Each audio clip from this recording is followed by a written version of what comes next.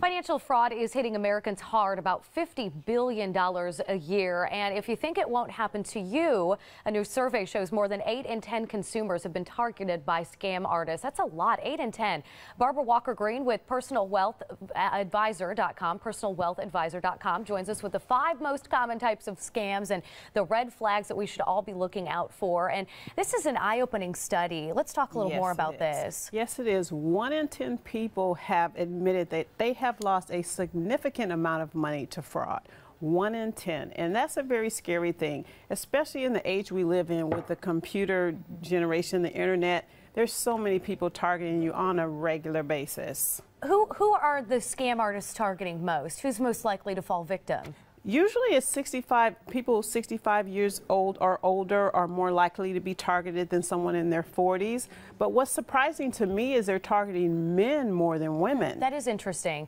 Okay, so let's go through some of the most common scams. And the first one, and I think a lot of us are familiar with this because we talk a lot about it in the news, it's emails from abroad. Yes, you get an email from abroad saying you have a bunch of money that someone wants to wire you, but you have to pay the wire fees. And you would not believe how many people actually pay those fees to try to get that money. You know, I got an email the other day, Barbara, from someone who was in my address book, my email address book, saying they were overseas and needed money. I mean, it was from someone that I've communicated with, but it wasn't them. I think that somehow their email address got swapped or got swiped. The next one is a free lunch. What is that one? Free lunch is usually what happens, and the problem with that is there are a lot of professionals that use free lunches all the time legitimately. But if you go to a free lunch and they're asking for credit card information or banking information or any other vital information, it's probably a scam. Lottery winners? Lottery winners. Be careful of someone calling you saying you won a lottery that you didn't buy a ticket for. Okay.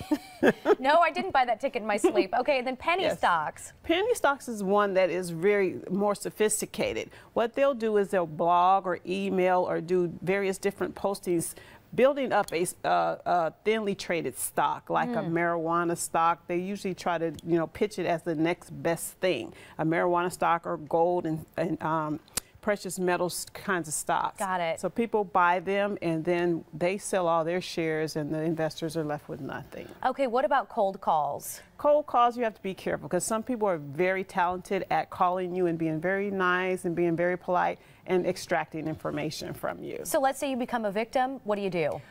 First thing you do is immediately stop communicating with those individuals because you want to cut off all communication. Second, you want to, if you've given your vital information, your banking information or your credit card information, you'll have to close all those accounts. Call the different credit rating bureaus to let them know you've been a victim of fraud, and then just really cut off all communication. And then there's ways to complain, like Better Business Bureau and the National Consumer Bureau, and have a link on my website to those 2 bureaus, personalwealthadvisor.com. All right, thanks so much, Barbara. We appreciate all the good advice. Thank you. Thank you.